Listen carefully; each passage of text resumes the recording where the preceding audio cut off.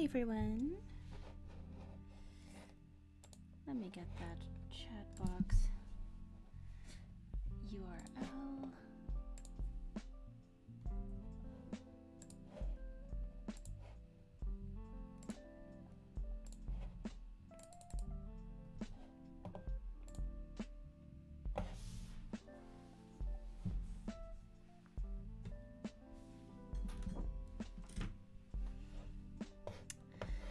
Let's see. I've got some new music today, so do let me know the volume level, if it's okay. Oh, Momo was just sitting behind me. Now I got the whole chair. Hello, hello. Hi, Natasha. How are you?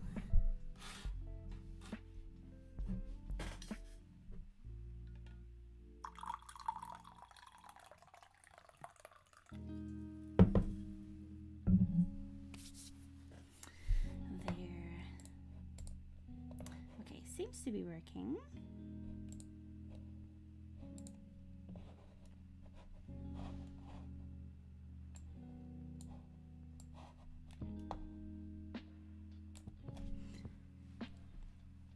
All right. You can see the moving box here. I had the blanket columns on there last week, so it was nice and camouflaged, but now you can see the cardboard box. Hi Hilde, goedemiddag. Sorting through laundry. Oh, yeah. Before you get to knit. Okay. So, if you've done the laundry, then you can reward yourself with some knitting.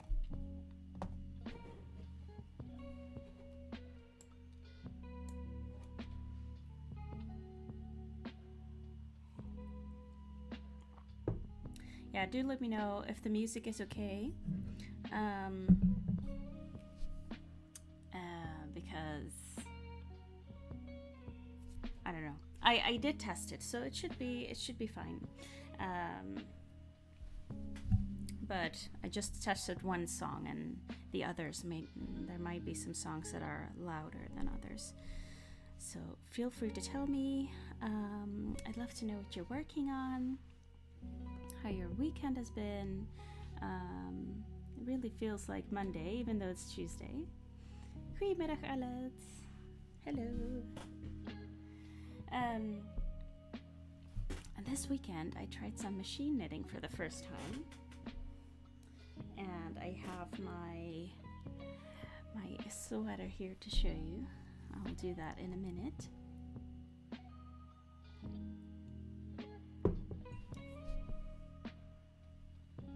Hello, Marie made that.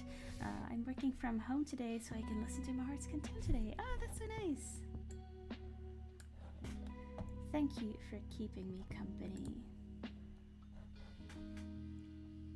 Oh, yarn is rolling everywhere.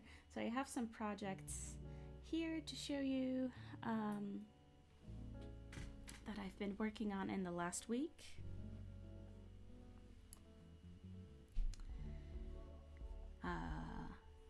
Because I have a baby blanket to finish before Easter. That's when I'm visiting family, and I really want to gift it then. I have to make sure that the needles don't slide out. Okay.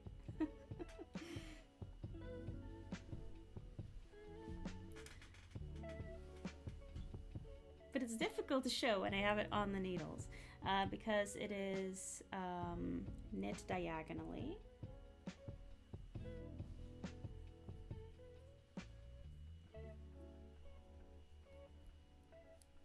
Yeah. So here's one side.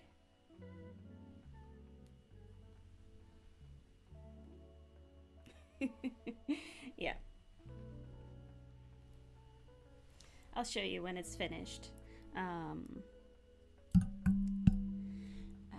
yeah, we are going home for Easter, so that's in about 3 weeks, 4 weeks, 3 or 4 weeks. So I have a little bit of time. I'm decreasing on both ends now, so yeah, it'll be fine. I can do it. Yeah, I'm on the decreasing side. Weren't you making a blanket as well that you just where you just had the halfway point?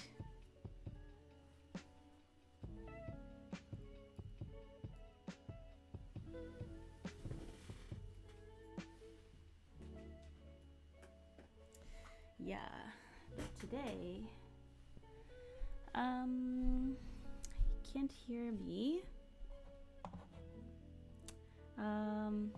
Well, I suppose it doesn't really make sense if I then say, hi, Catherine.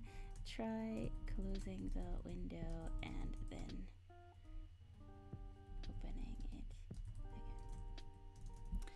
again. Because that usually helps. If you can't hear anything at all, you usually have to, you know, close the window and then come back. Lovely colors, thank you.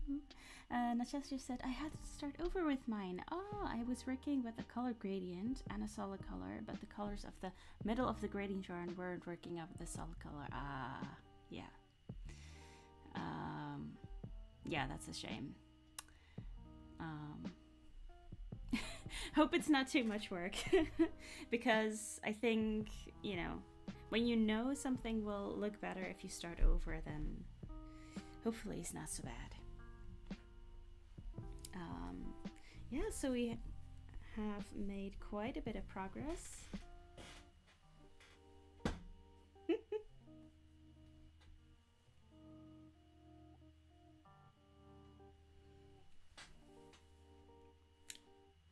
I have 3 more columns to add, which means this should be 7. Yes, we have 7 columns right here. Thank you, Val. Yes. And I'm joining them all with mattress stitch, which I'm really enjoying. I really like mattress stitch. It's not everyone's cup of tea, but yeah. And I am thinking of some blankets, some blanket designs where you don't have to do a lot of joining.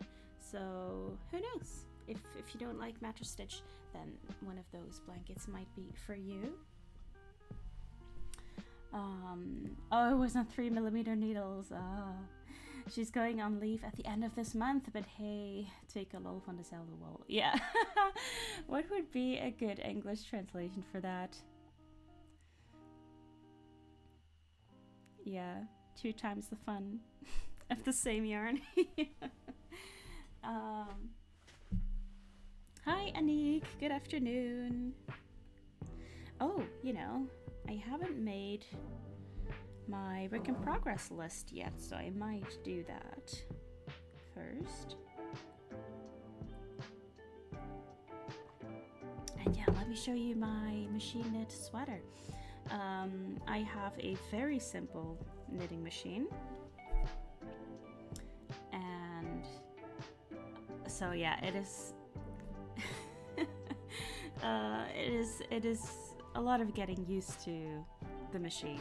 I learned how to knit a machine 2 years ago, almost 2 years ago, and it was on a really fancy Brother knitting machine. Love it. I would love to have one like that one day. But they're quite expensive, and also you know, you really have to be careful with them. There's a lot that can go wrong.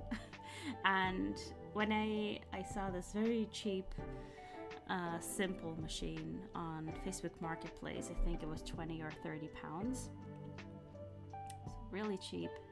And it's really simple, so I thought it would be a good machine to learn things on, because you know, I can see how everything works. I can take things apart easily, whereas with the brother knitting machine, I would not be able to take things apart without like actually looking up a whole set of manuals or something.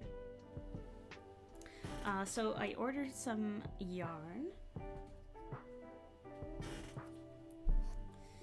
and I used this one for the sweater. I used 2 of them. Wait, where do I...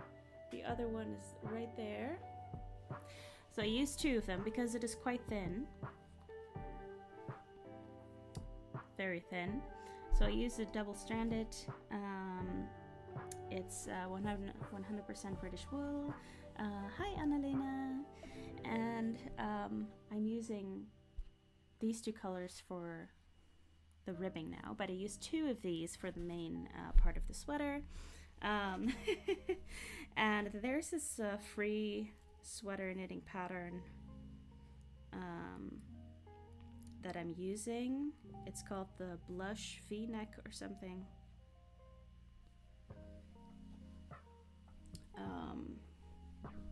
It's on my Ravelry project pages, so a lot of you might have seen it already now. I still have to figure out that Ravelry Friends tab yet. No live stream yet, or did I miss it? I'm here. But maybe you clicked on it and it's right at the beginning. I don't know.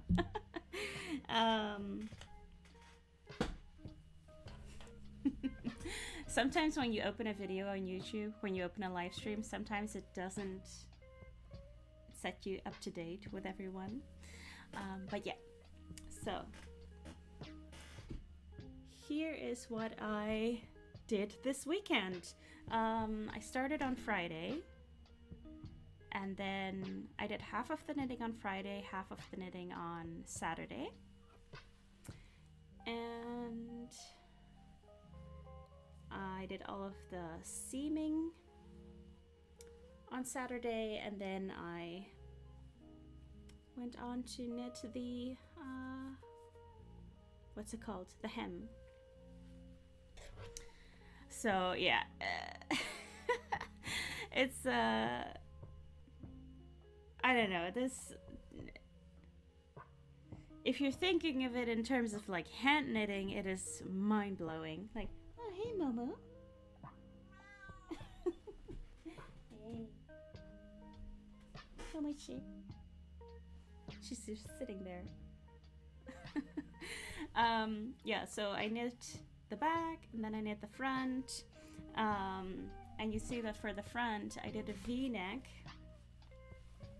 which the pattern says it'll just leave it unfinished, and on the front that's okay, but the back of the neck just rolls over like that, and I don't really like leaving that unfinished, so I'll just knit a ribbing there. I also think it's a bit too far open to my liking, especially because it's 100% wool, and the sleeve, so everything is knit flat,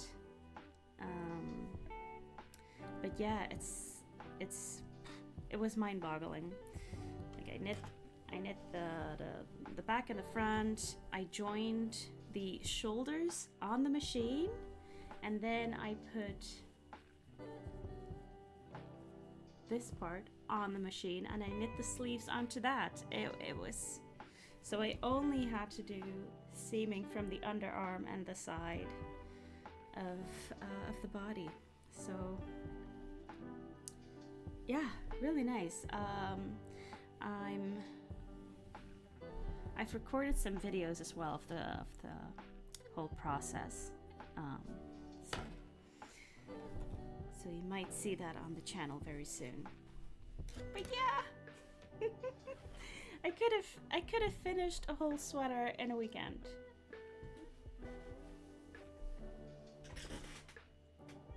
Momochi, what's it?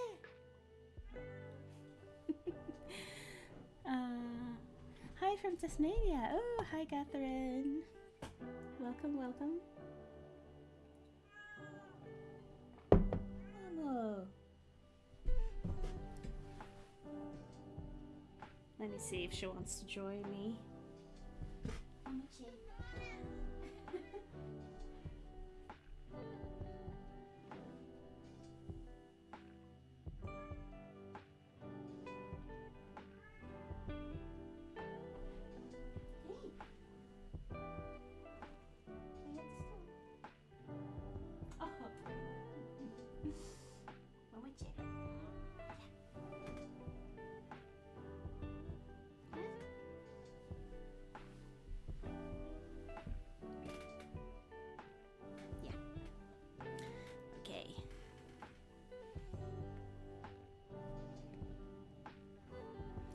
I put my fluffiest pajama top on my chair because she always likes to massage that one. I do hope we get to see the process. Yes. Yeah. So I'll have to do a couple more clips of me just knitting the hem and stuff. And then I can edit that. But yeah, I already, it's just, it's so fun. And I already have lots of ideas for, oh, I can make a cardigan like this, or I can make a rounded neck sweater like this. Because the pattern is basically like a spreadsheet. And you put in like your bust measurement, shoulder drop, stuff like that. And the gauge, and yeah, but once I actually block it and finish it and then wear it, I'll see if I need to tweak it a little bit more. Yeah. All right, so I'll just set up my overhead camera. I'll be making my work in progress list first because it's the beginning of the month and I haven't done that yet. And that is basically a page in my notebook where I note down all of the works in progress that I have and how far I am finishing it. So yeah, you might want to do that too. I'm finding it really motivating. But do let me know what you're working on this week, what you've been working on in the weekend. I'm always super curious to know what you are working on. Oh, one of you, was it Anik who's working on the Sock Madness qualification sock? I think I saw a picture of someone else working on it, and it was like kind of a zigzag, a textured zigzag pattern, and it looked really, really fun. So yeah. Right, how do I do this again? Ta-da! Worked first try! Yay! All right. Now I just need to see if there's any secret pages. So basically what we're gonna do is I'm gonna make this is not my usual work in progress list. This is a better example. Yeah, work in progress list, and it has this kind of progress bar.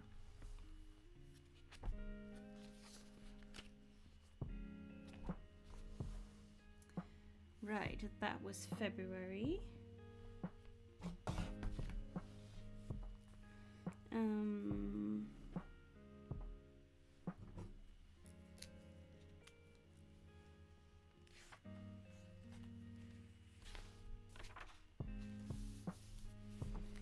So, March.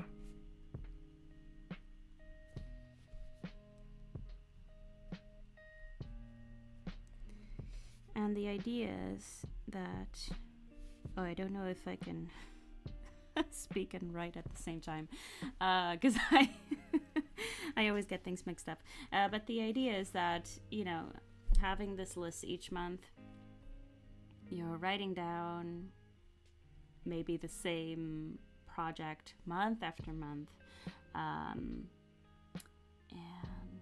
And that motivates me to just get it off the list. Let's see. Natasha says, on one of the episodes from Call the Midwife this season, there's a woman earning money by making children's sweaters on a knitting machine. Oh, that's so fun. Yeah, I have been thinking like, I might be able to offer my family like, hey, do you want a sweater? But we'll see. The yarn I got is pretty, well, it's not scratchy to me, but it's definitely scratchy to non-knitters, right? So, yeah. Oh, I really have to finish these socks. Socks are such a quick project, but a lot of my projects on here are socks, so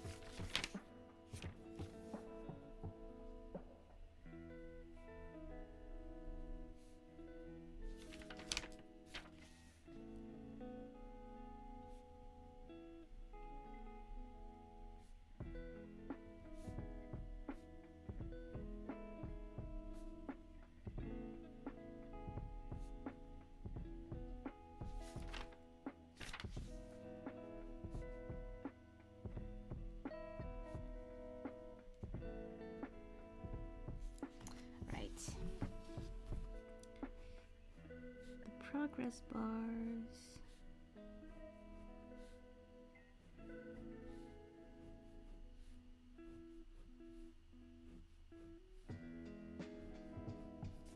I saw this video this weekend on gamification. And that's basically what this is. Adding the progress bar. That's to make a kind of mundane chore a game.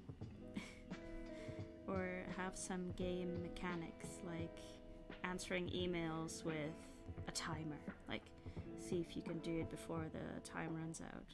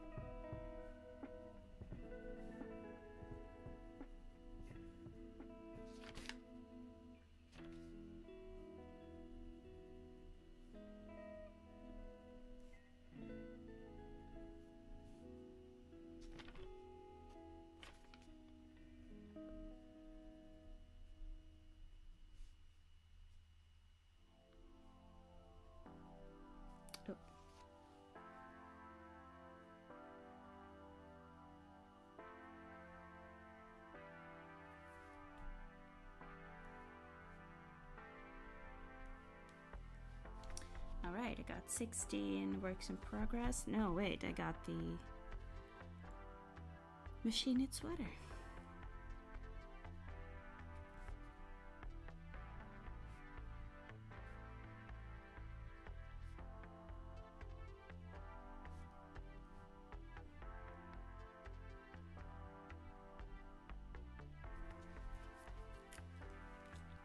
Okay, 17.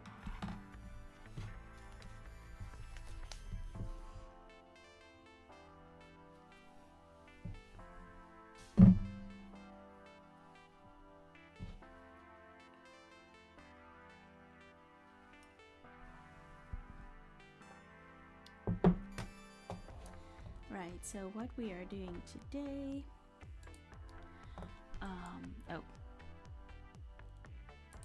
there we are. This is the blanket that I have knit all of the squares of. It is the Colorwork sampler blanket. Pattern is up in my Ravelry store. My web shop, you know, that's on my website, is currently offline just because I need to change something behind the scenes. So it means I can't accept any payments on my web shop. So we only have my Ravelry shop at the moment, but hopefully it'll all be sorted by next week. So yeah, Colorwork sampler blanket. There are 8 different square designs. So these are all different designs.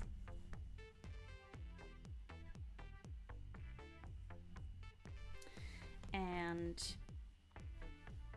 each of them you knit 10 pairs out of. Yeah, so each of them, is that right? 10 pairs? I have 80 squares. So that means 10 squares per design. Yeah, not 10 pairs. And now I am mattress stitching all of these columns together. Let's see if I have the yarn here for assembly.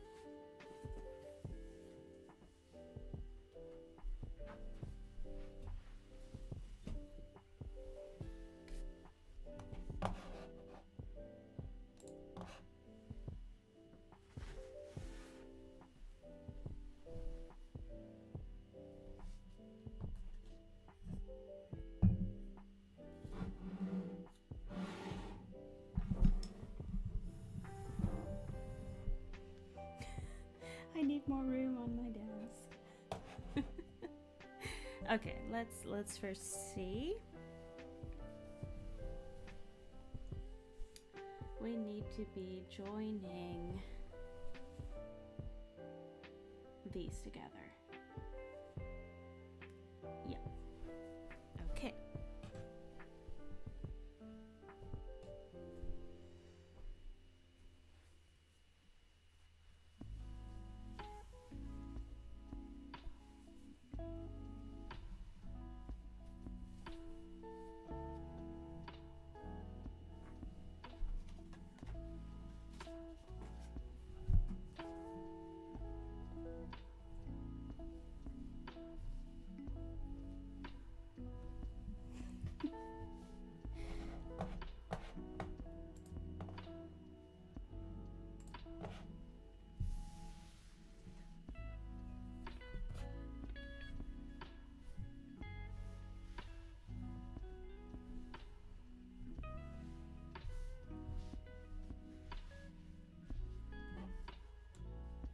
think I might have to just finish this before Thursday, before the next live stream, because I can't fit this on my desk.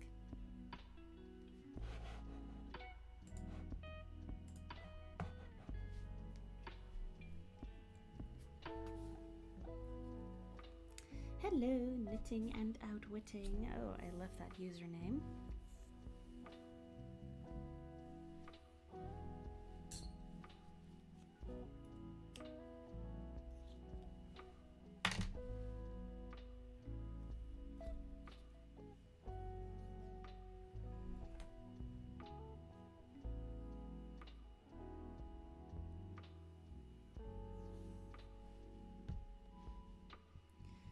Right, I'm gonna start on this side.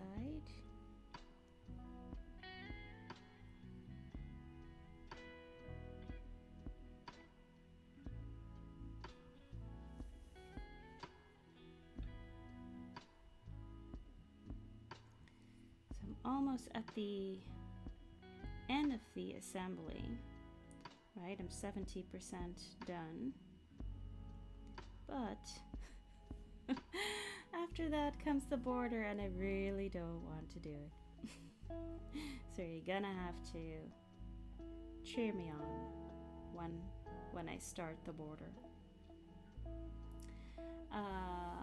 Those are some really nice squares. Thank you. I'm still making squares for my first ever quilt. Some have really boring single color knit stitch things. Yeah, we want all of the colors. Yeah. I always think it's funny because I like to knit with a lot of different colors just so that it's interesting to make. But things that I wear usually don't have that many colors, so it's always a bit of a contrast, what I like to wear and what I like to make. So I figured I'll just get used to wearing lots of color, because then I can wear the things I make. I picked beige as well. Oh no, why? No, beige can be really, really lovely.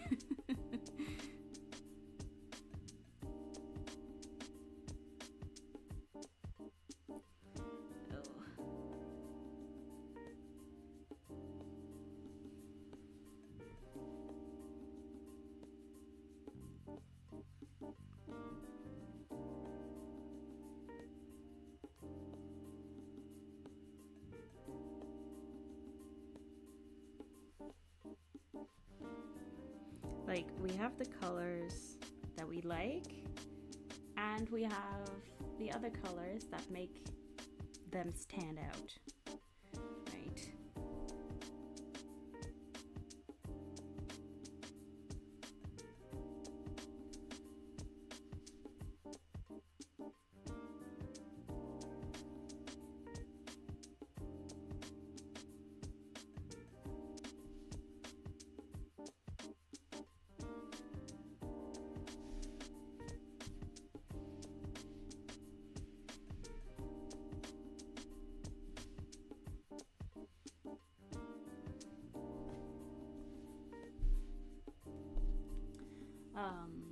It was the least horrible of all the colors, apart from sky blue.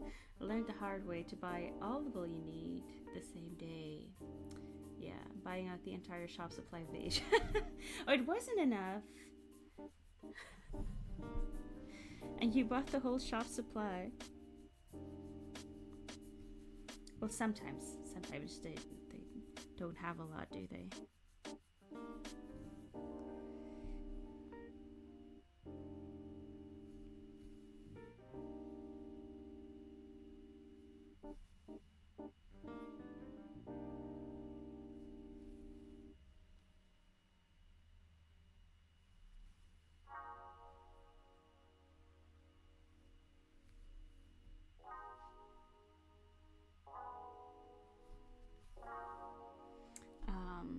You're one yarn short, even if I want to have alternating colors. I might have to pay a price. Or 3 times the price on eBay. Oh no. 7 different Aldis and panic bought the super. Oh, orange. I wonder why. Yeah, I wonder why they had the high vis left. Yeah.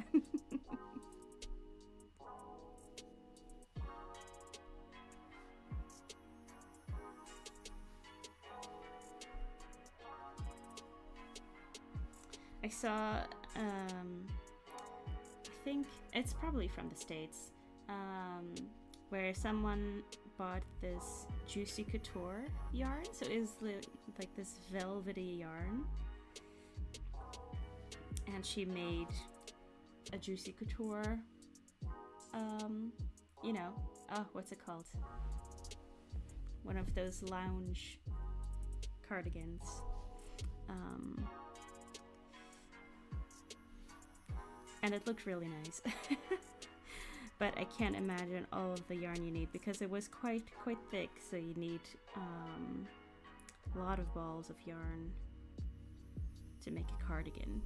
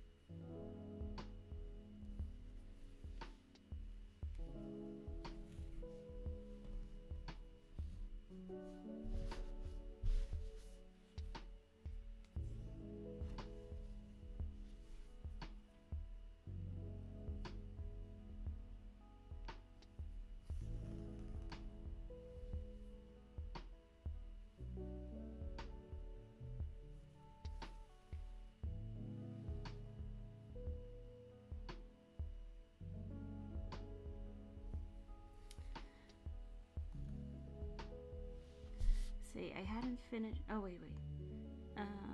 Mine is as thick as it gets, so that's why buying 10 plus wasn't enough.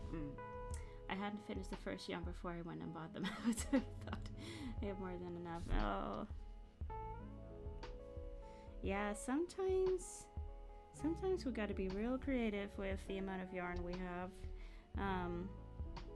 And especially from like Aldi, because, you know, it's limited edition. They usually only have it for a short time, so yeah. And then with really thick yarn, it can be really tricky to figure out how much you need.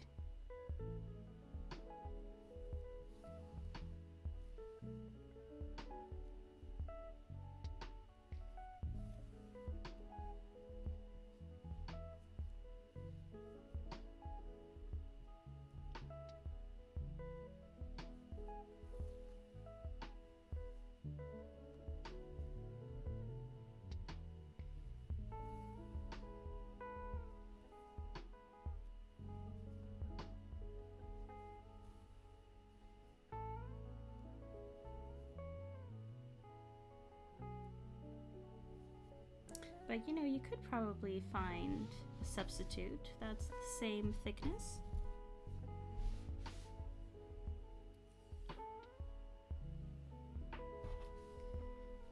Especially if you want to find more beige.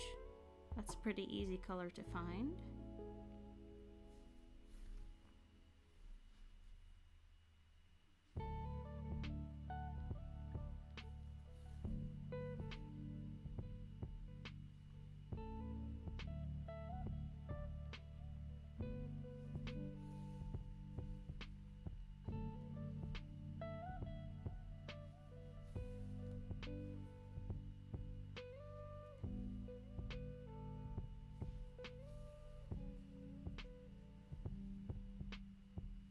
Hello, Linda. Welcome. Having so much yarn, but never the right one. Yeah.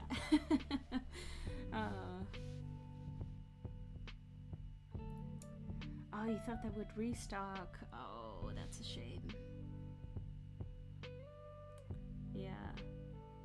Yeah, no color codes. Okay. Going to go with light brown, then a darker brown. Yeah, that seems good.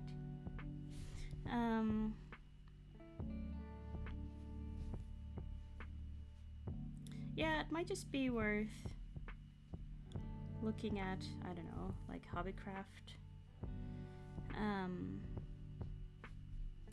And seeing if they have a similar thickness yarn there.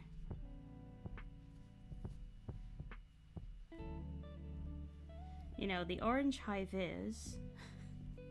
If you ever go to the Netherlands, we have King's Day, and the dress code is highlighter bright orange. So, you know, just saying. Could be fun.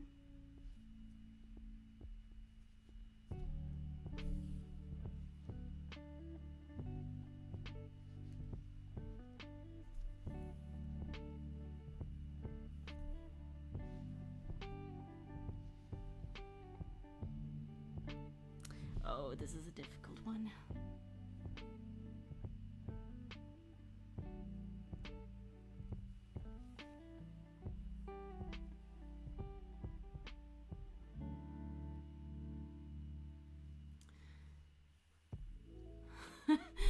And Linda says, I always want to experiment with colors, but because of some mysterious way, I end up with pink in all kinds of shades. Yeah. Yeah. I tend to buy the same color over and over. Like, it's either shades of purple or shades of green. I mean, I know this is kind of like pink red, but you know, let's say purple, pink, red is kind of, you know, that spectrum of colors, and then some shade of green. That's usually what I get. And then my partner's always like, don't you already have that? Like, he's got to watch out asking those kind of questions.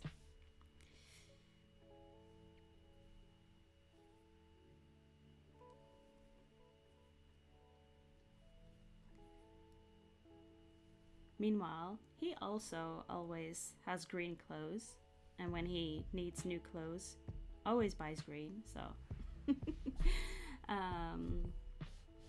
And one orange and blue. Never easy to combine. Well, I'll never let this happen to me again. I've decided I will become a hoarder of wool, and I might become a reseller too. Yeah. You know, I'm sure that somewhere someone is looking for a gigantic amount of high vis orange yarn. So maybe.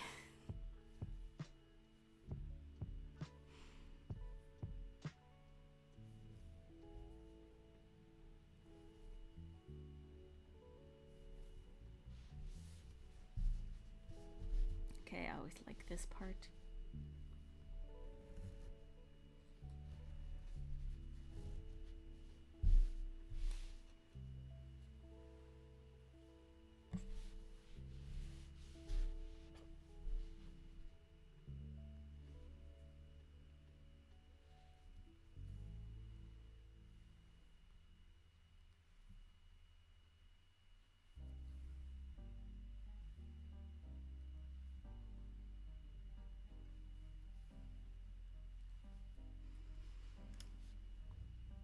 I suck at combining wool. I'm knitting it. I'm knitting it in? Like making a loop, wrapping the old one. Oh, you mean like adding a new thread? Making a loop, wrapping the old one over the two new threads. Okay. I'm a very visual person, so I'm not sure I understand. But yeah, I usually just knit a stitch with the new one. and then just tie the ends in a knot until the project is finished, and then I untie the knot and weave it in.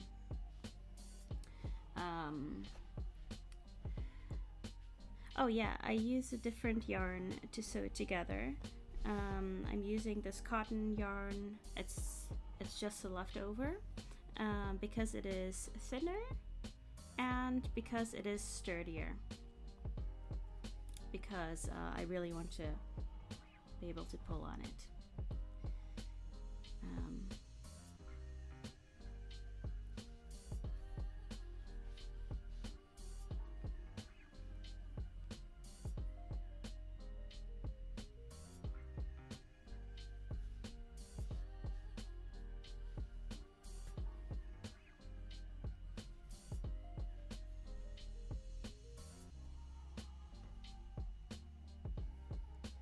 And also because, you know, sewing with yarn like this, it kind of wears down the yarn, and that's why you'll never see, that's why you'll never use wool in as a spool on a sewing machine, because it just wears down a lot faster. And you can already, well, you can't really tell yet, but the end, that's the bit I pull through every time, and it gets more and more damaged. It's not so damaged now, but yeah, with wool that would happen much faster.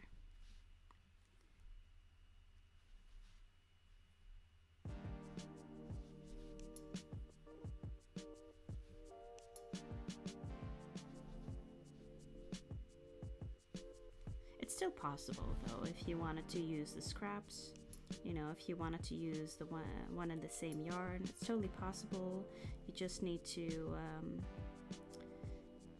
use shorter bits of yarn, so it takes a bit more time.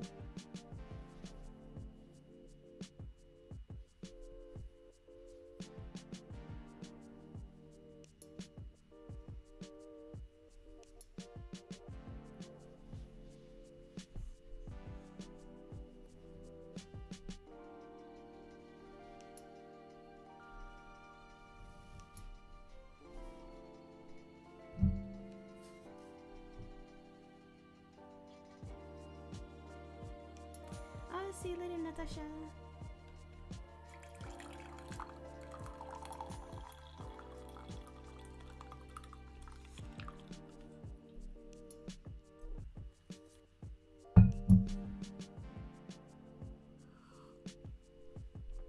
I'm trying some new kind of tea. It's called buttermint. So I thought it was interesting, and it's kind of like fresh mint tea, and it's less strong than the bags of like peppermint tea. Oh, they're so strong. And this one is just kind of toned down, and it's more like actual fresh mint tea for me. So I don't know.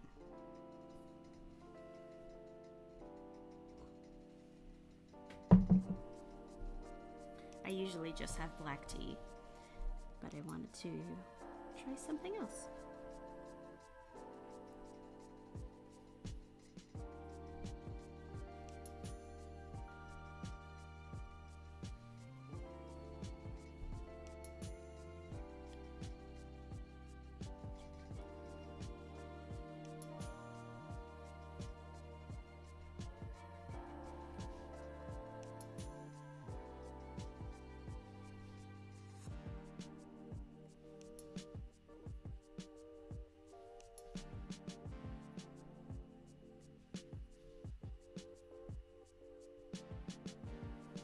This is really difficult to see.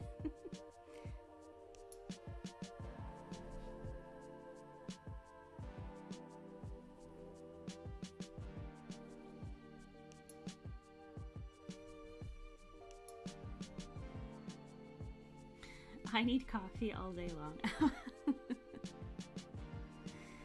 Well, if you know what works for you, then it works for you. I'm still a beginner with coffee and only just drinking like iced coffees.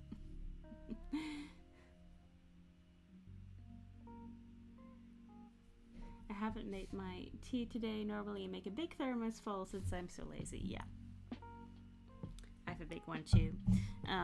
Otherwise I just leave it and it gets cold before I remember I've made tea.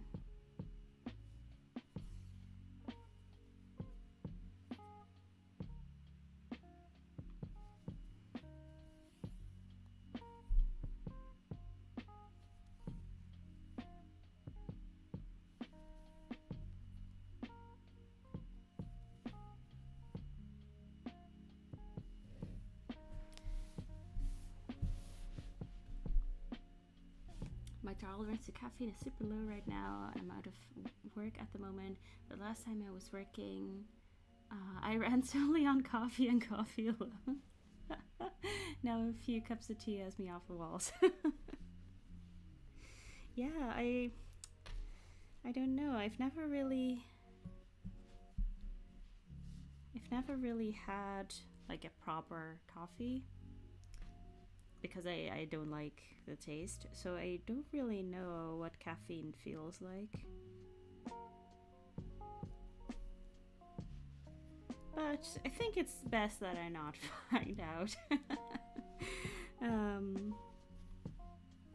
Yeah.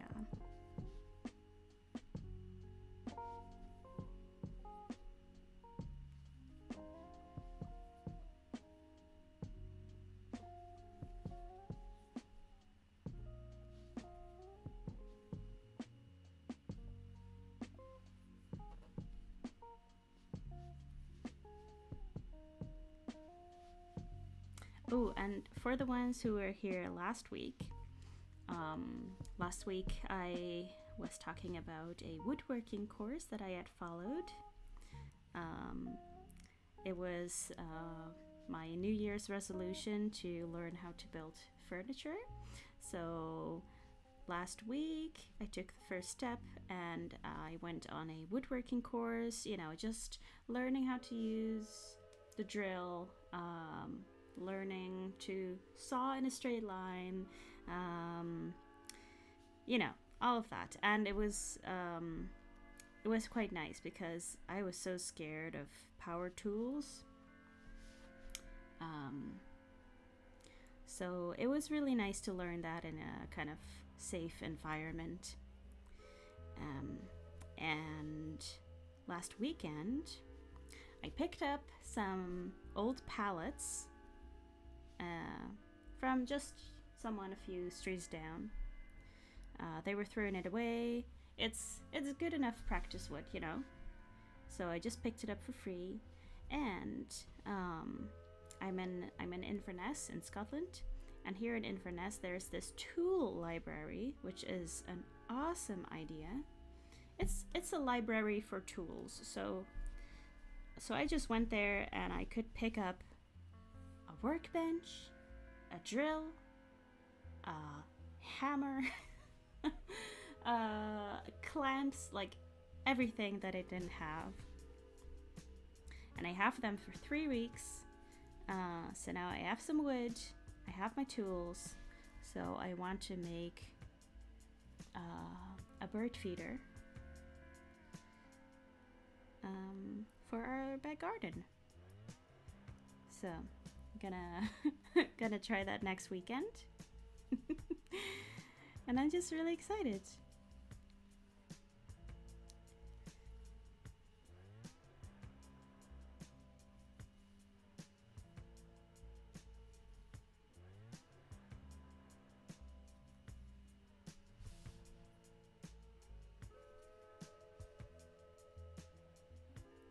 And the guy from the workshop was really nice.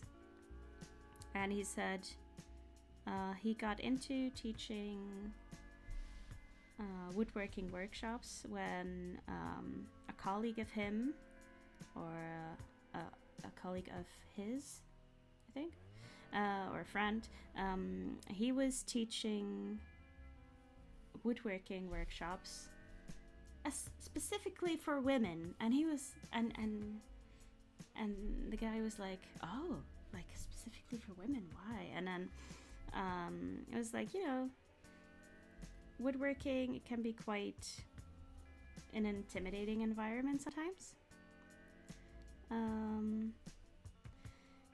And sometimes when there's woodworking workshops or like some kind of power tool workshops, I would feel weird about going there. And same way I feel in a regular like hardware store if I'm browsing things and I just know that people are looking at me like, what's she doing here, but I'm seeing more and more woodworking workshops aimed at women, and I think that's so nice. And I was on the workshop with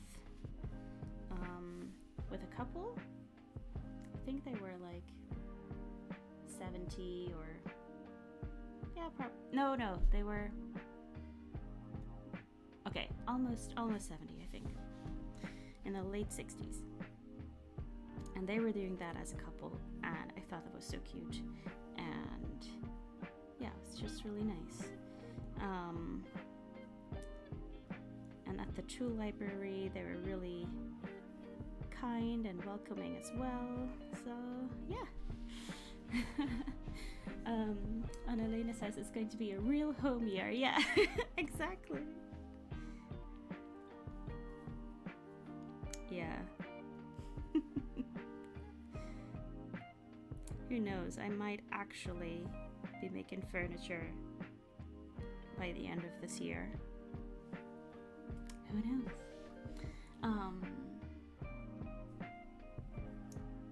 A soldering iron counts, and oh wait, I missed one. I've been using power tools like drills since I was a kid. Oh, nice. My dad would show me and work in his shed all the time. Obviously nothing too crazy, just a drill. Really don't even own any power tools, unless a soldering iron counts, and I have multiple. But that's really, really cool though, soldering. I think that definitely counts. It's connected to a plug, right? So that's a power tool. Becoming a handyman, yeah. I remember when I was like 11, I was making a solar panel. Wow, from solar cells, because normal kid stuff. Yeah. My mom was behind me talking, and I turned around to look and picked up the wrong end of the iron. Oh no! Haven't soldered anything for a good year or so. Yeah. That would scare me off too. Oy.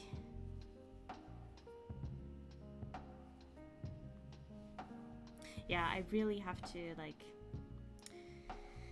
get used to the power tools, because every time I use one,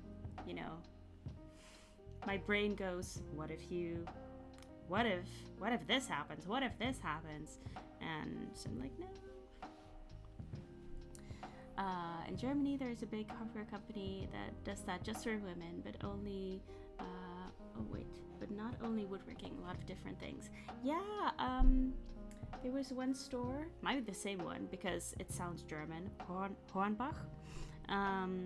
We have that in the Netherlands, and the one close to us, where I lived, they did that as well. They did ladies' nights workshops, tiling, and power tools introduction, and all kinds of stuff. And I kind of found out about it too late, because then the workshops were already filled. But I would have loved to do that. I would have loved to go with a friend or with my mom, instead of going to a ladies' night at the cinema, which is always like the cheesiest movie. and some prosecco and I don't know. Instead of that, to go to this ladies' night power tool workshop. That would be amazing. Hi Chris, how are you? Good to hear from you.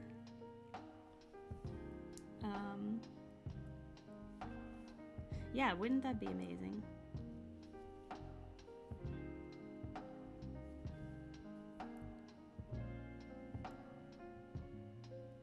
And you know, the tool library here, they say they want to do some more workshops as well, and they asked me what kind of workshops I would be into, and I said, yeah, probably just getting more into power tools. They had an electrical saw. like no way I'm trying that. It just freaks me out.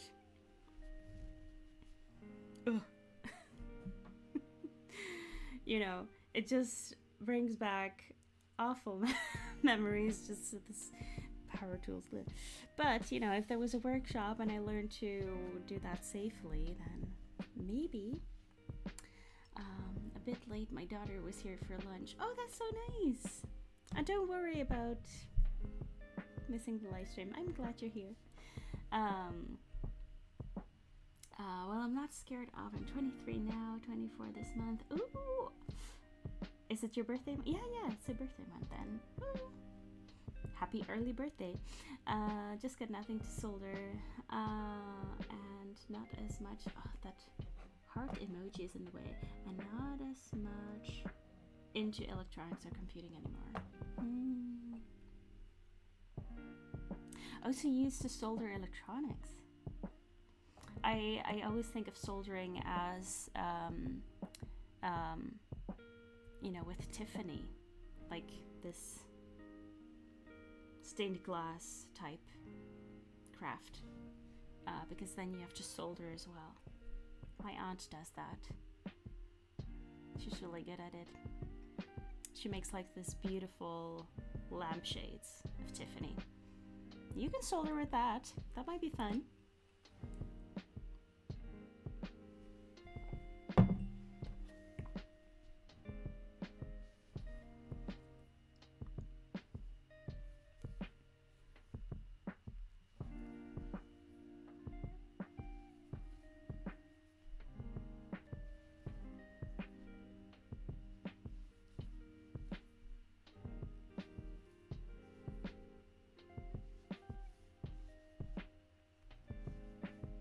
Now I want to try that.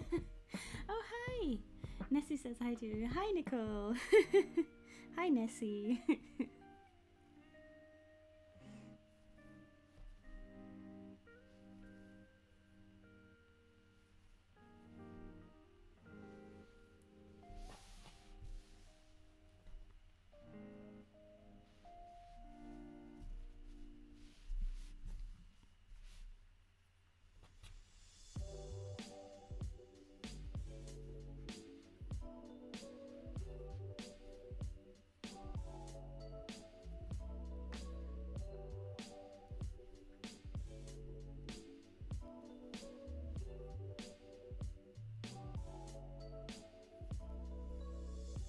The blanket looks so good so far. Thank you. I am almost done. I'm joining the 7th column strip of 10. So, and I have so much right now that it barely fits on the table. I can hold it up.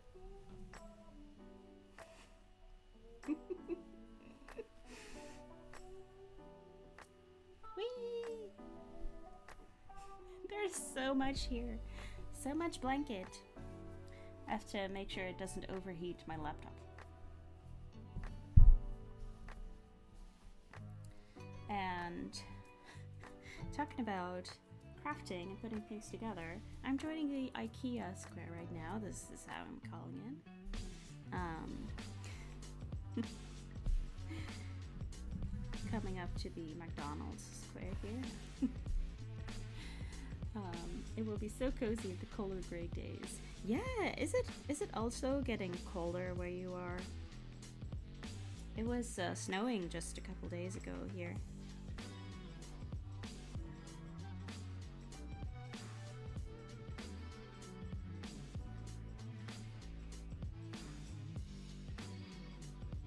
And usually, like, in the Netherlands, we have a very optimistic February, and then March and April, we can get snow again. And obviously, I'm not used to the Scottish weather since I'm only here for 4 months now.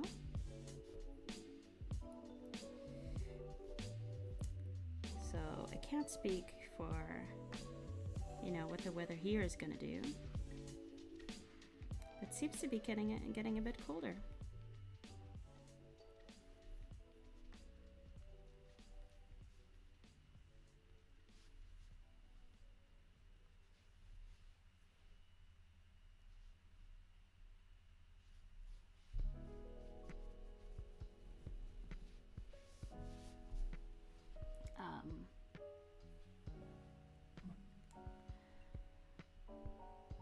Let's see, only soldering I ever heard before today was for plumbing and electronics. Never knew people used it for stained glass.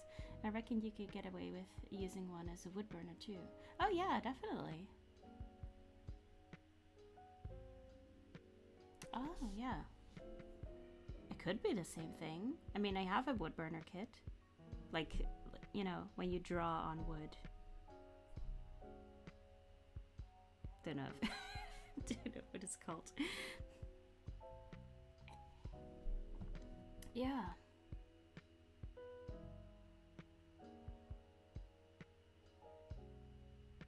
Yeah, it's definitely soldering. What my aunt does.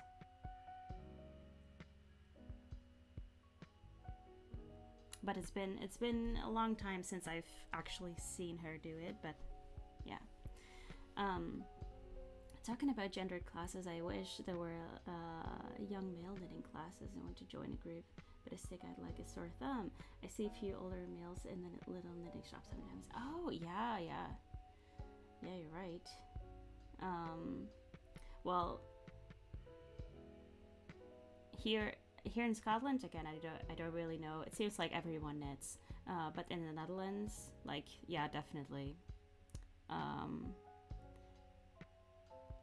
I know. Oh, where was that? There was a specific knit night just targeted at male knitters, just so they felt safe, you know, because yeah, totally get that it can feel.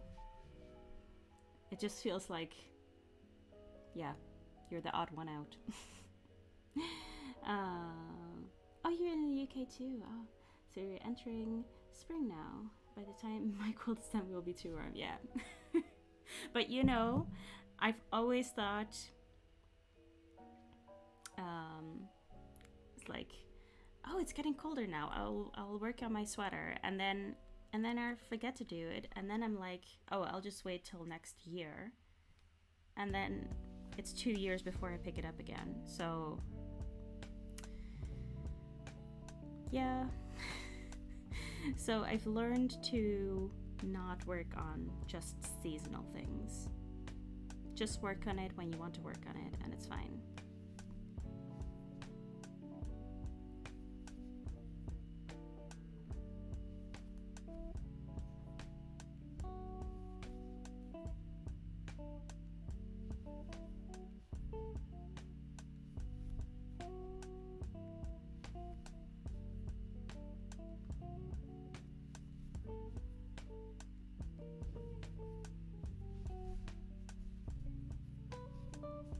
Yeah. But you know, it might be worth just checking out. Yeah, I'm sure you're not the only one in your area who wishes for a male-centered knitting club. You could start online first. Netherlands is such a lovely country. Yeah, I don't know. I've never really left the UK. Yeah, I mean, the Netherlands is, some pictures are really, really lovely, but it's so crowded, and that's why I left. But yeah, it is definitely, some parts are really nice, and some parts are just, too crowded.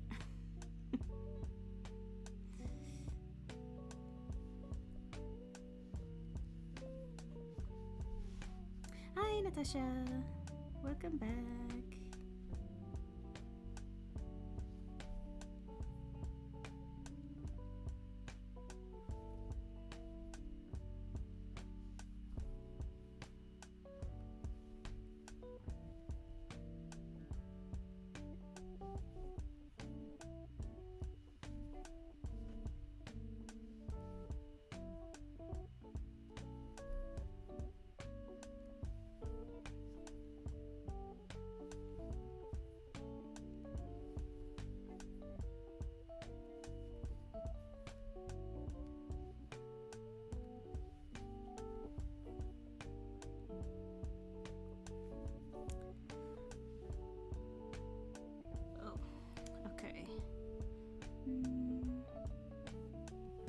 I've got one stitch left on this square.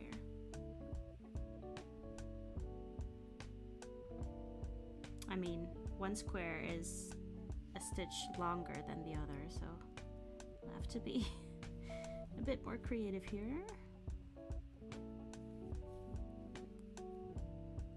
Or is it now? I'm confused.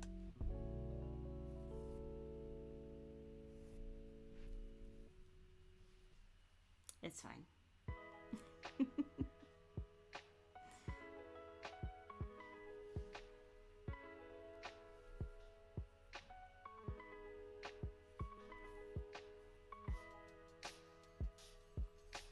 There we go.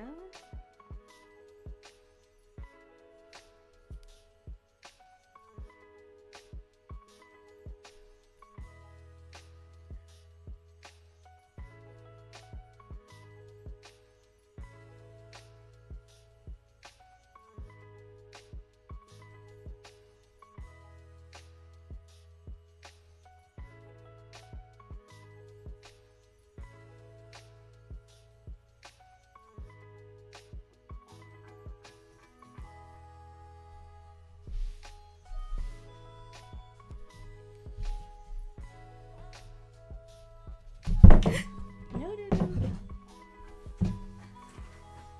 I still tea everywhere.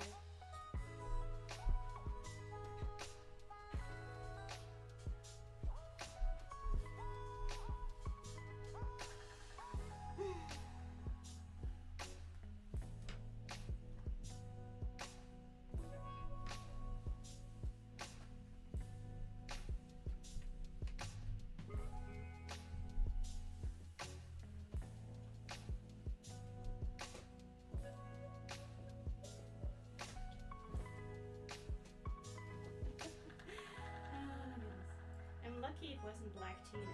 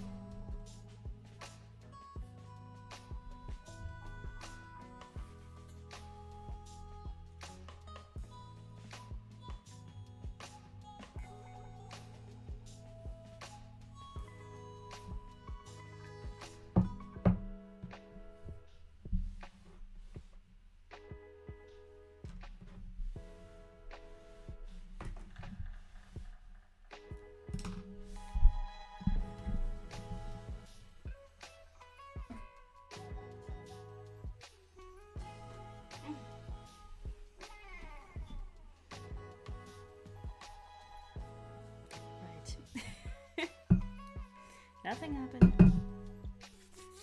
Yeah, I pulled too hard on the thread here, and it snapped. So then, then I knocked my cup over.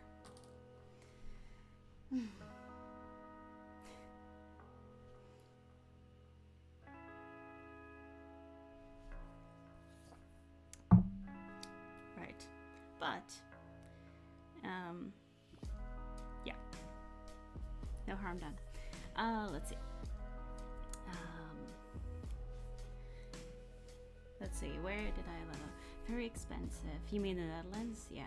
Wouldn't want to live there. Yeah. Very expensive. Younger me would have loved the coffee shop. Yeah. Although they aren't as abundant as you might think they are, although I might be very sheltered there. I think it's the prettiest one that's next or close to the UK. Only other place that's close and cheap to visit that I want to see is Gibraltar. Want to see monkeys. Hop the border to Spain. Yeah, I mean Spain, yeah, is definitely cheaper. France is as well. Austria, maybe.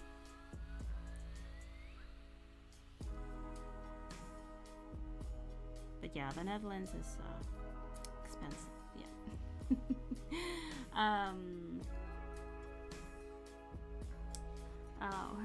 Her trance is kind of ruined.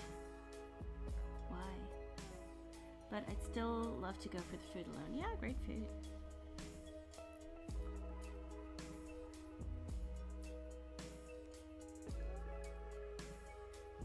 So I'll just unpick this. I was close to the end of the yarn anyway.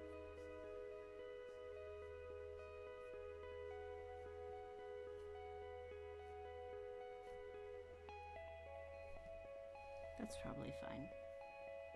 Nah, I don't want to risk it. It's cotton, so I need to leave a bit longer thread to sew in.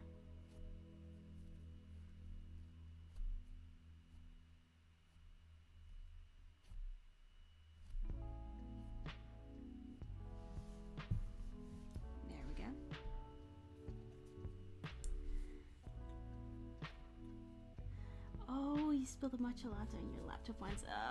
Yeah. That's not fun. I spilled a glass of cola on my laptop once, and some of the keys wouldn't work anymore. It was the entire number pad and the enter key. And it happened, and I have to send one email, and it was the most unhinged email I ever sent because I could not type and I could not press enter. So it was just one continuous line. It was so unhinged, but had to do it. Yeah. And luckily, I found this USB number pad that had the numbers and an enter key, so I was saved. And I used that laptop for another 2 years after that. I wonder what the person on the other end thought. Yeah. Yeah. I typed that in the email, like, sorry, my enter key broke. I just wish Netherlands was on the way to Gibraltar from the tunnel. Then I could get a coach and see Netherlands, France, Spain, Portugal, and then the land of the monkey. Which monkeys? Most monkeys are terrifying.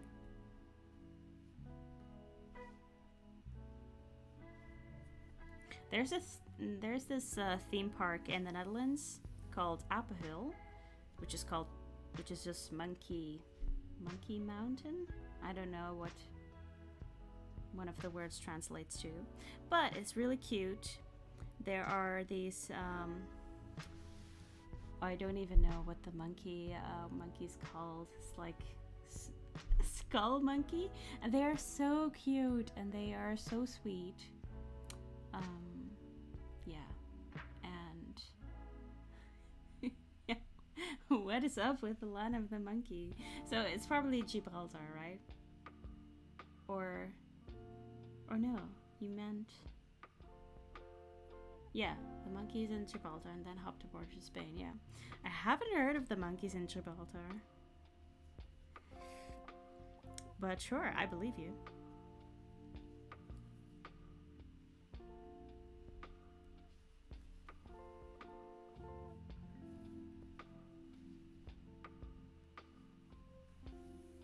But yeah, Apple Hill is really nice.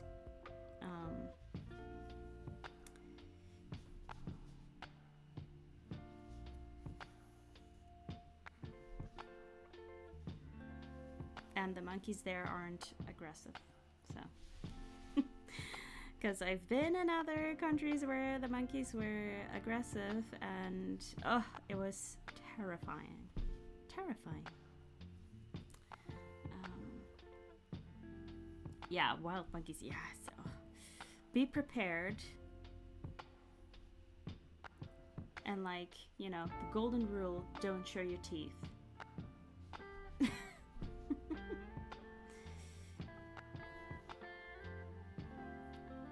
And don't give them any food because they will hunt you down. Yeah. Oh, it's UK territory? Really? Very small island at the bottom of Spain. Oh, cool.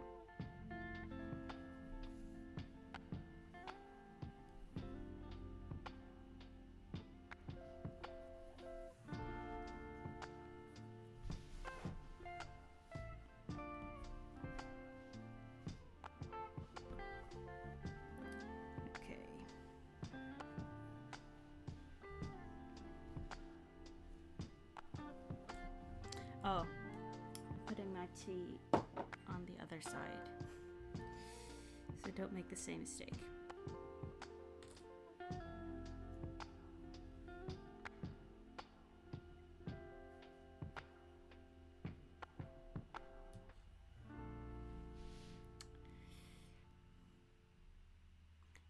Yeah, exactly. Showing teeth means aggression, yeah. Do they swarm tourists for food? Yeah, it was insane. Oh, I was in I was on Bali. Oh, where was it? Ubud in Bali, and they had monkey forest. And my friend really wanted to go, so my friend and I and her parents, we went there, and then her dad bought some food for the monkeys, and he thought, okay, I'll just buy one bag of food and we'll have enough to just, you know, we'll give some to the monkeys here and some to the monkeys there. But no, like, the monkeys know where the food is being sold. Oh, bye Nicole, see you next time. The monkeys know where the food is being sold, so they were just waiting on us. And yeah, and we couldn't just give them one bit of food. No, they wanted all of the food. Yeah, one of them jumped on my shoulders. I was so terrified. Yeah.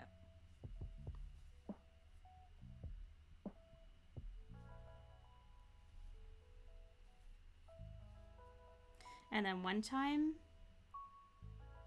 that was somewhere else. That was in China. One time in China, there was also this park where there were monkeys, but it wasn't advertised because I didn't want to go there. But anyway, there were monkeys. And there was this baby monkey. So cute. Oh, it's so cute. But then, it got scared of me. You know, I probably got too close. I was careless. So the baby monkey got scared. So it like shrieked, and then I had the mother on me. the mother was there in an instant, and she was like pulling my coat, and I was so terrified. Yeah. But the monkeys in the Dutch theme park are really lovely.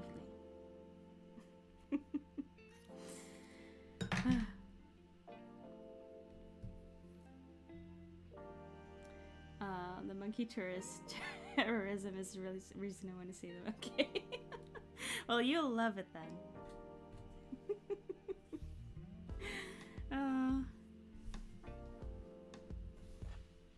I saw a monkey just sitting on a scooter, parked.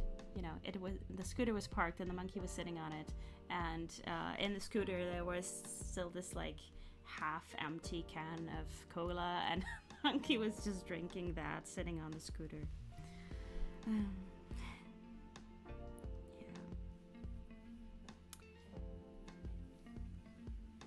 Oh, I missed this comment. It reminds me of a deer park in Japan where the deer bow and they surround the visitors. It's kind of terrifying to watch. Yeah, there's this subway station in Japan. I think it was Nara, I'm not sure. Where there's a lot of deer around, and when it rains, they just come and take shelter in the subway station.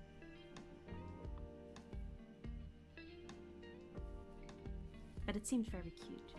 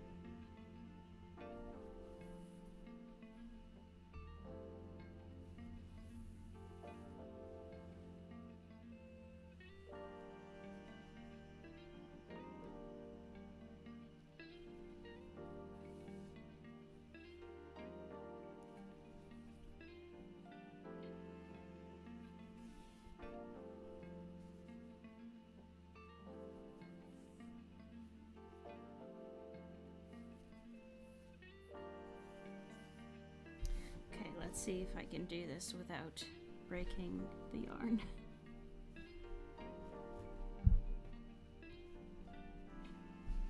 There we go.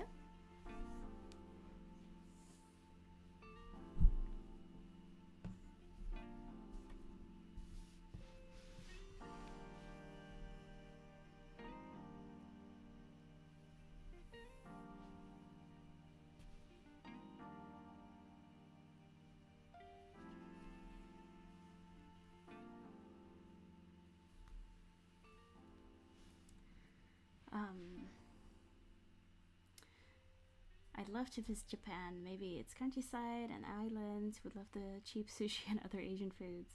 I'd really like to go to Vietnam too. They have so much good food. Yeah, I mean, Japan is amazing. I've only seen Tokyo and like one other town. That was really, really good. And yeah, Vietnam, beautiful as well.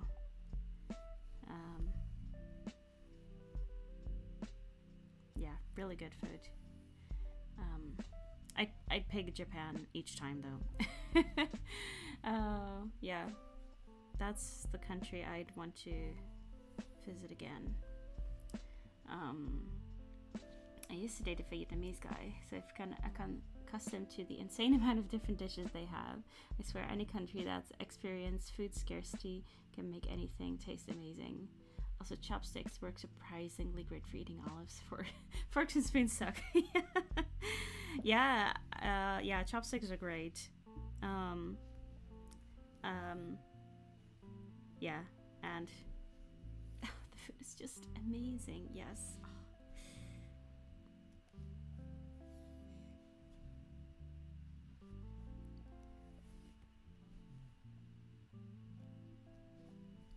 There aren't a lot of Vietnamese restaurants in the Netherlands.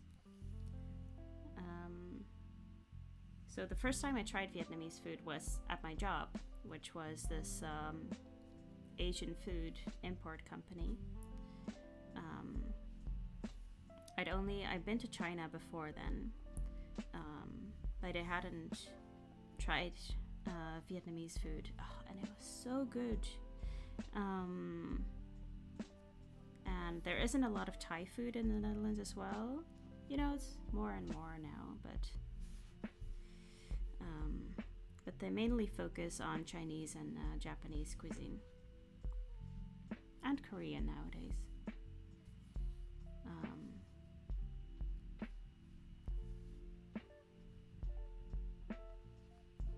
And it's really funny to see the French influence in Vietnam.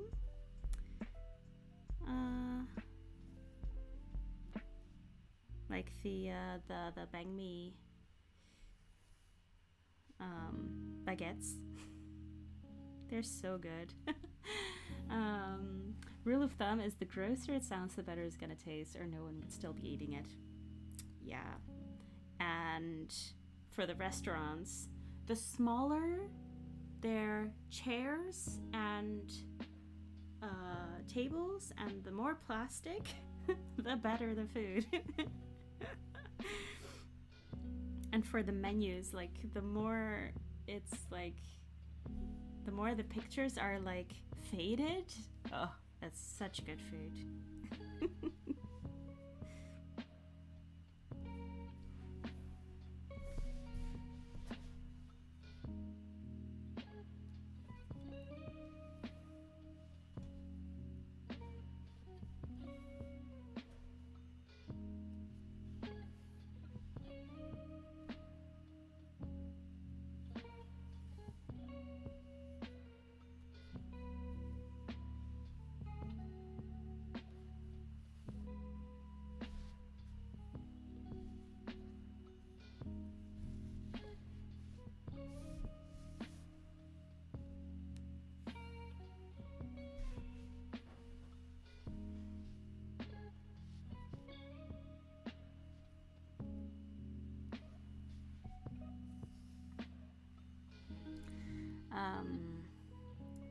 Never heard that one, but yeah, makes sense.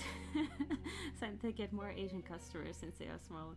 Yeah, but it was just like in Vietnam, you'll have a lot of like just plastic stools just because it's cheap, and people just sit on them. Like, yeah, you're almost sitting on the ground.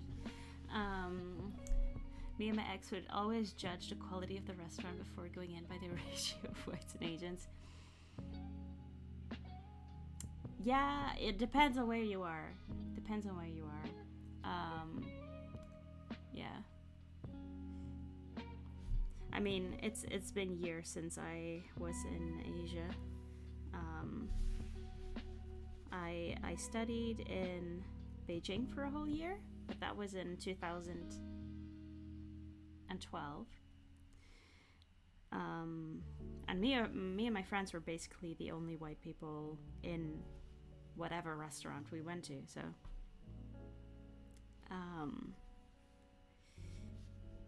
but yeah, basically our rule was, if it looks like a restaurant, we're not going in. If it looks like a garage, that's where we're gonna eat. And the little barbecue places, like where they, oh, so good.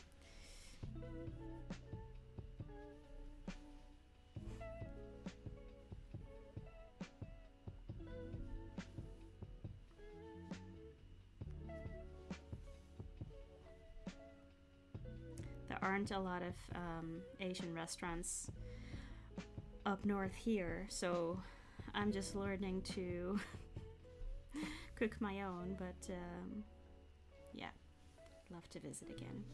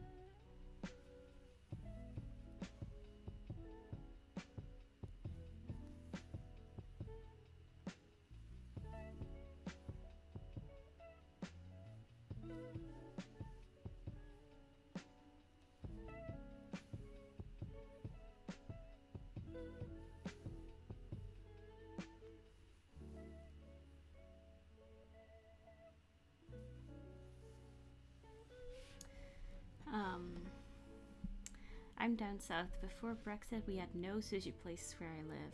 We would have to travel like 20 miles to Blue Water for subpar sushi, and only did so once or twice. Now we have more Asian restaurants. Yeah, I haven't seen a sushi restaurant here.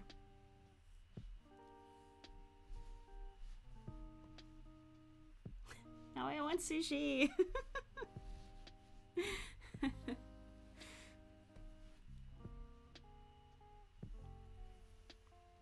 You know, there's like the sushi at the Tesco's and stuff, but sometimes it's really good.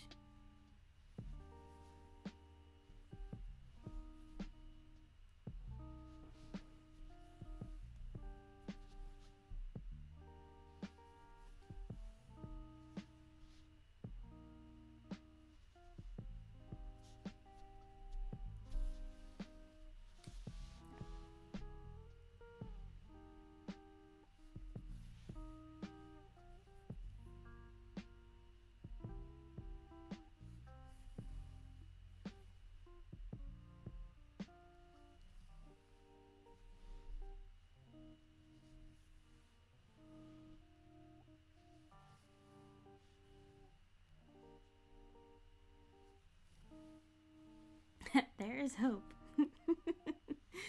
I'm sure as more Asians replace the Europeans, you'll get one.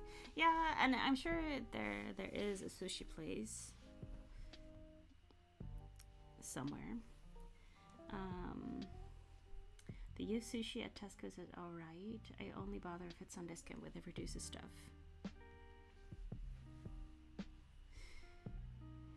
Yeah. I did see the like worst abomination of Asian foods at Tesco's, which was deep fried sushi in the frozen section.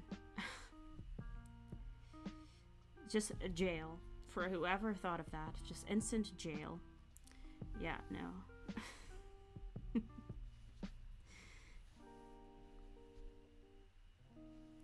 And there is a great Asian restaurant here.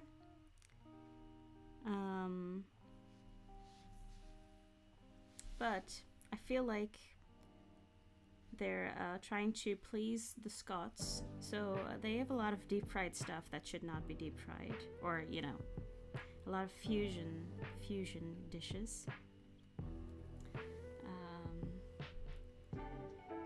Fried onions, yeah, well, they are good, but you know, that's from a duchy. We grew up with a lot of Indonesian dishes and fried onions, you know. really prevalent in a lot of Indonesian dishes. So yeah, I've had sushi with fried onions and fried sushi. No, not fried. Sushi with fried onions and sushi with tempura. It was surprisingly good. I've also had sushi with cheese. It's not good. Yeah.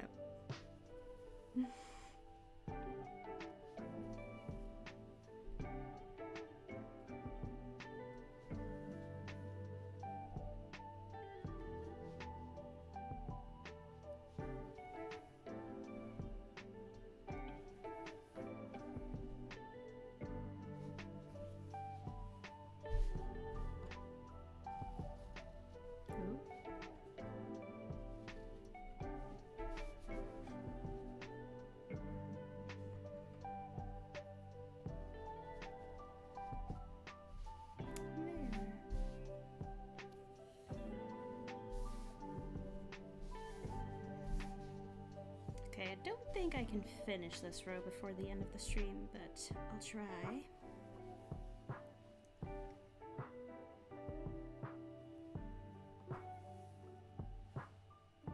There's one place that overuses it. Yeah, you can definitely overuse fried onions. And it's only good when it's like really fresh. When it's soggy, I don't like it anymore.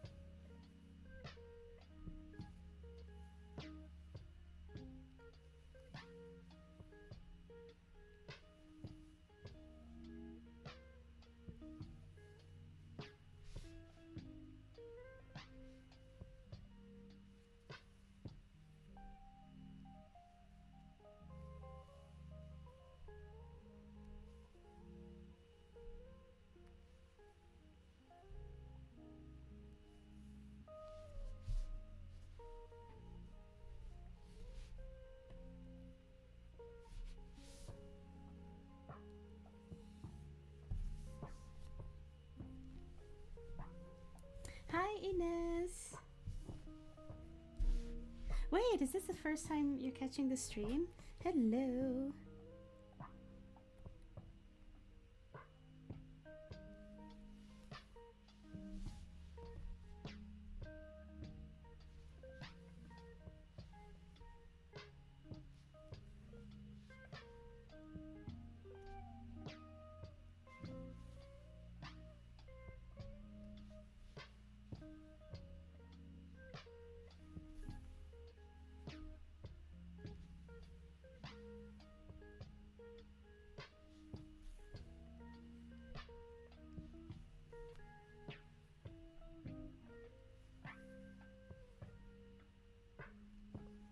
Yeah, my Tuesday streams are a bit later in the day than my Thursday ones, but I know it must still be really early in the States. Hi Rose, welcome. I'm watching from Italy. Oh, this is the first time I catch you live. I love what you do. Your channel is so soothing. Oh, thank you so much, Rose. That's so nice to hear.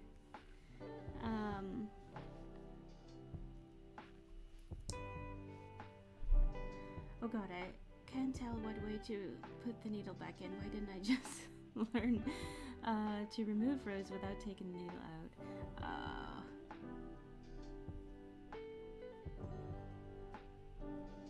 I wish I could help you.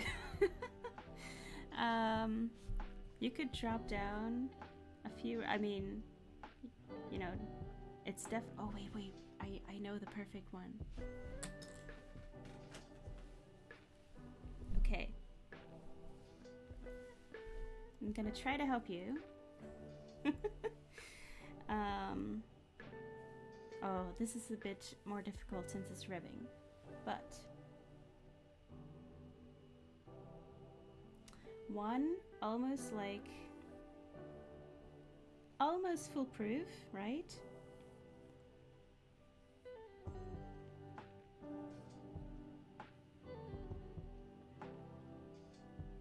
Right, so now these stitches are kind of impossible to pick up, right? So what you do is one by one, you want to insert your needle into the stitch below and then pull it out. Or if you can't tell which stitch pick up, try to do that at the same time. And I know it's kind of hard to see because I'm using two colors. Just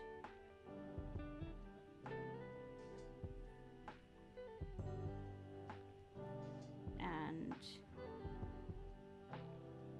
basically a rule of thumb is if you see a loop, just pick it up.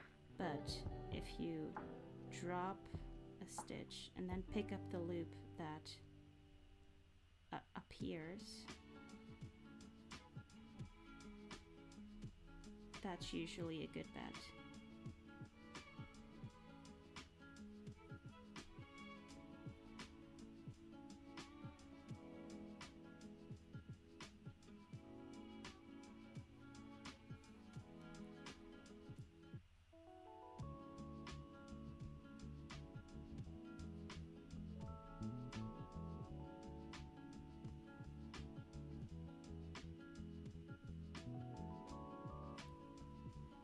Sorry, I'm not sure if that helps.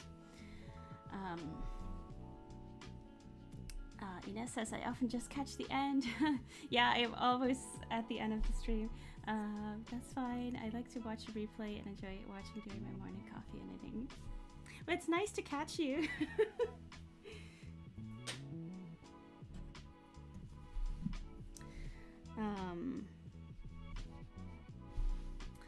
I always use the end stitch to tell which way to put the needle back in. 90% of the time it's facing the right way. Yeah, so learning to see if the stitches are twisted or not, that's like, yeah, another step. For starters, I wouldn't worry about it. Especially when picking up the stitch. And then usually when you're knitting across it again, it's easier to tell if it's twisted or not. And otherwise you'll have a twisted stitch. Nobody dies. It's fine.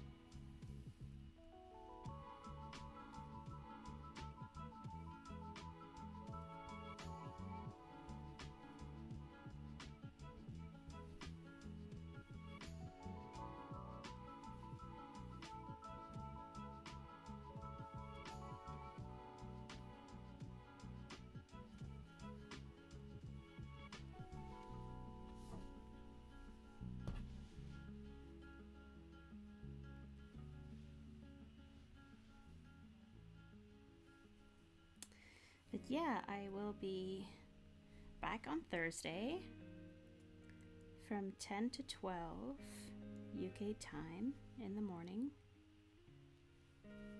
And then Next week I'm actually home alone. So it will be really nice to get some company during my live streams.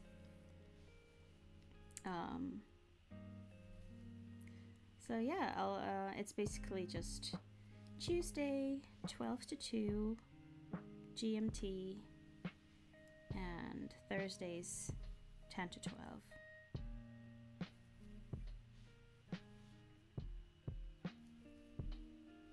And I'm almost done with the assembly. And after that I have to do the border. I'm already bored. I don't want to do the border, but who knows? It might even be fun. I might be able to find a way to gamify it so that it's fun. Looks like I got it. Oh, good! One of my big squares, I got the loops the wrong way around, adding length on one side of the row and subtracting on the other. Oh, okay. Don't think it's too big a deal. Yeah. Even though it's quite visible, since it will get hidden when you stitch it up. Going to add a huge seam to hide the weaving. Yeah. Yeah, definitely. We'll just be a little more creative.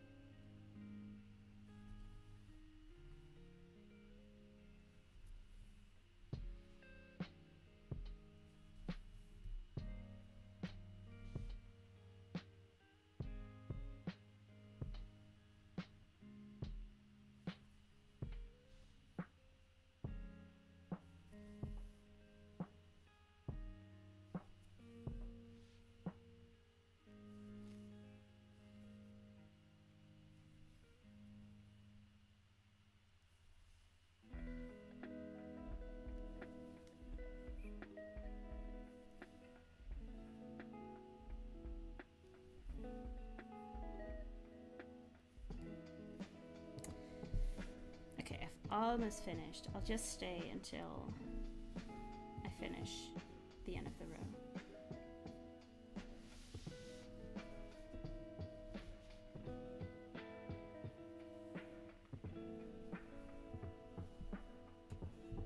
There's so much blanket.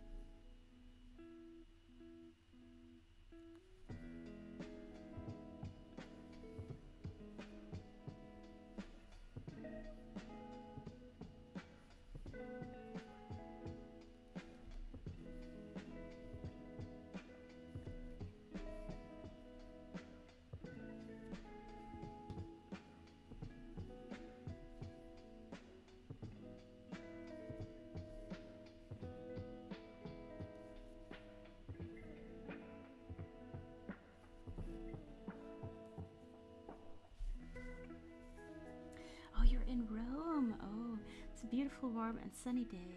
Oh, that is so nice. Rome is so lovely.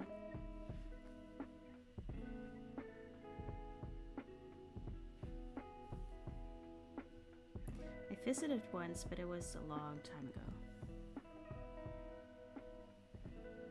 I think 15 years ago.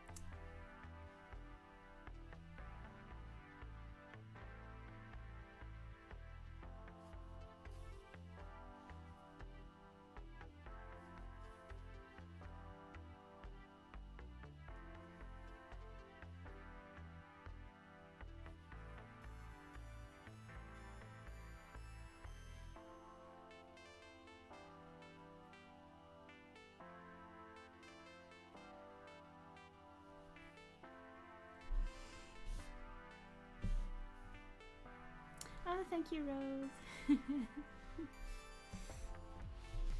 It is a lot of work, but it is really fun to do as well. And I'm thinking of some kind of similar blanket patterns, but with less work to do. You know, I've tried it this way now, and that makes me think of, oh, I could make it easier if I just do this and this. Oh, just south of London. Okay. A horrible place. Okay. It exists only so people can commute to London and be antisocial.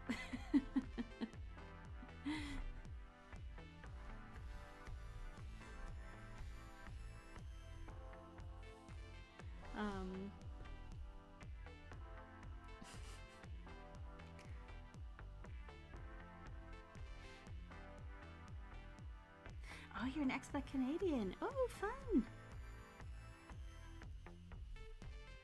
Yeah, I guess I'm an expat too now.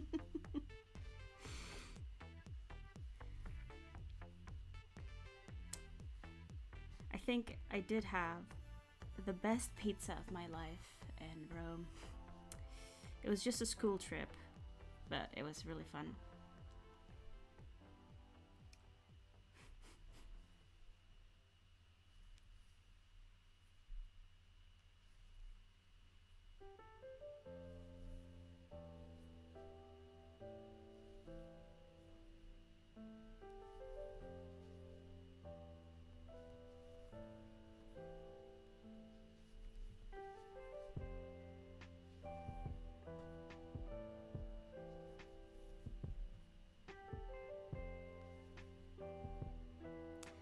Almost there.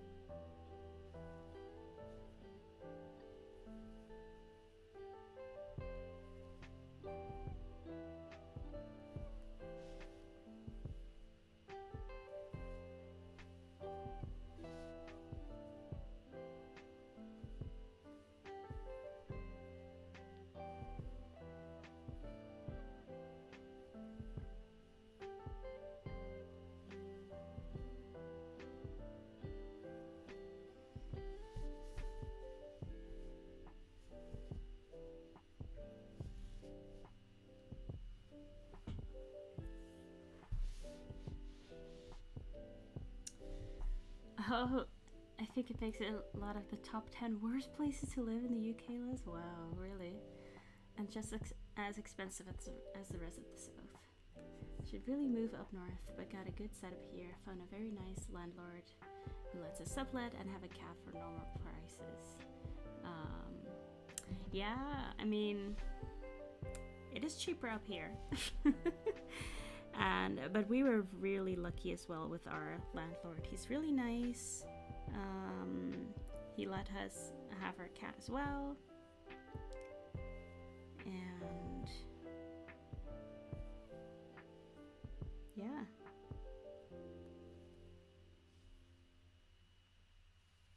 But we do hope to find our own place sometime this year. We will see. We had our own house in the Netherlands, so it's kind of a change to go back to renting. And especially in a different country, because the rules around renting are different here. So yeah, we might be lucky enough to find a place this year.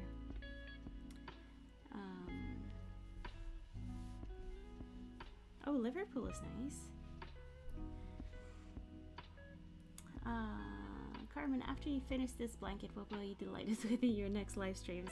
I don't know. I was thinking like maybe you guys are all sick of this blanket now.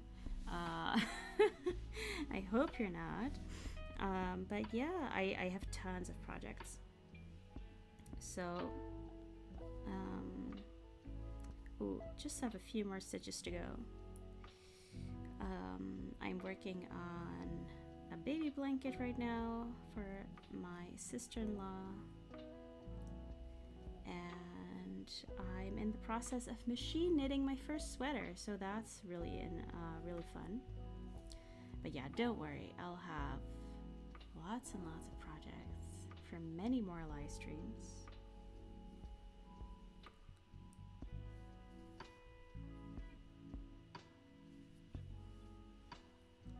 So rest assured.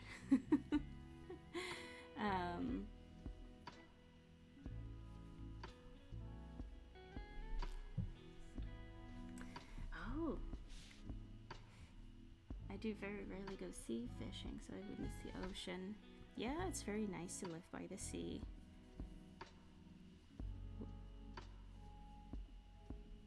We live like 20 minutes away from the sea here, which is nice. A wine making. Does anyone here pick berries and do something with them? Like make wine. Oh, that's really fun. You know, you can make wine of basically anything. You just have to. What was this? I saw this video of someone making wine from marshmallows. That was really fun to watch.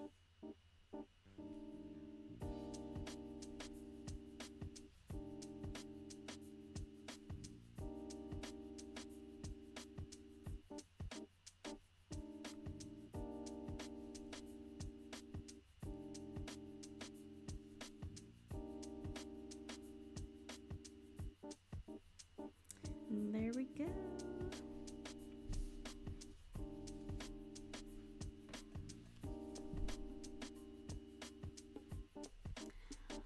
You live by a muddy river. Yeah, it's almost the same.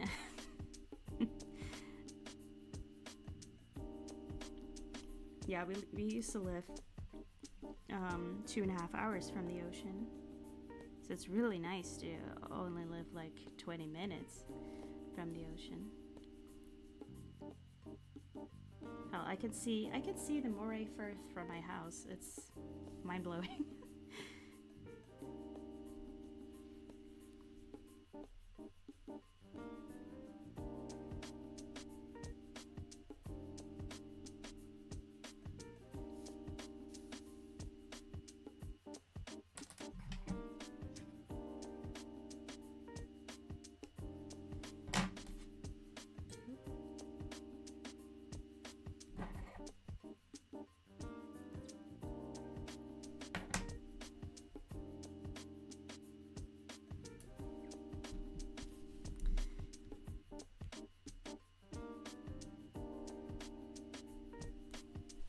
There we go.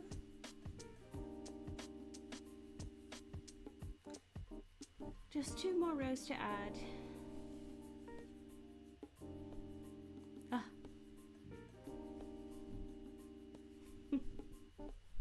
Okay, I'll show you the blanket, the other one, because I just showed it at the beginning of the stream.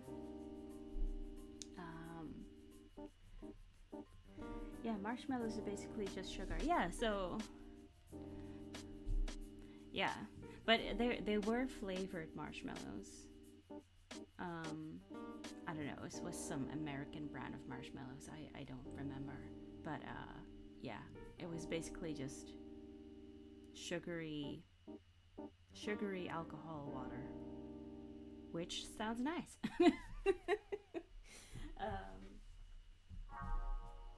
Yeah, so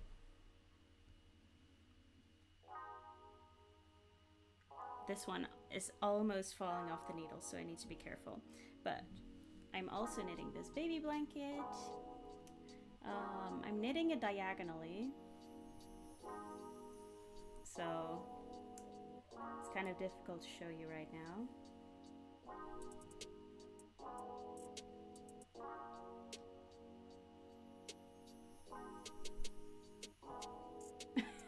It's difficult to show. It's a rectangle, I promise.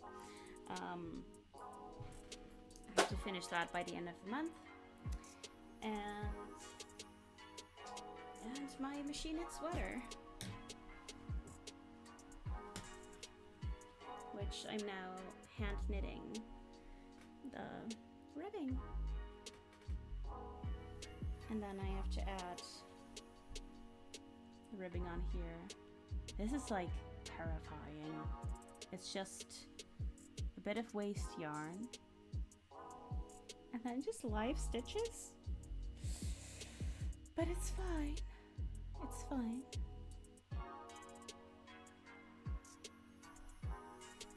And it's very stiff right now. But that's usually the way with yarn that is made for machine knitting. You wash it and it's really nice. So looking forward to that. Yeah, I might be wearing it next week. Who knows? So yeah, those are my main projects right now. Yeah. Thank you all. Oh, you got your needle the wrong way again. A sugar wash. Okay. I'm not that well versed in brewing things. How long did it take to machine it the cardigan? I was machining. I did half of it on Friday, but you know, it might have just been like 2-3 hours, and then the other half on Saturday, and then the rest of Saturday I did the seaming, and definitely now the hand knitting is the longest part, but I like to finish things by hand. Yeah, and there's definitely some spots where you can see like the tension. There's this row here, it's very loose. Don't know what happened. So I just need to practice on the machine or get a better machine, because the one I have is very cheap and simple. But yeah, I even did the shoulder seaming and the sleeve attachment on the machine, which yeah, it was just really nice to try out. And I did film bits of it, so I'll be editing that video when I finish this one. Alright, I really need to go. I'm really hungry. Yeah, so I'll be back on a Thursday. No worries if you can't make the Thursday stream. I'll be here from 10 to 12 GMT. That's British UK time. Thank you all so much for being here today. Time absolutely just flew by. Thank you all so much. And I hope you also enjoyed this. Let me know what you think of the new music. And yeah, thank you all so much. And I hope you have a lovely rest of your day. And I'd love to see you all another time. All right, take care, everyone. Bye-bye. Bye-bye.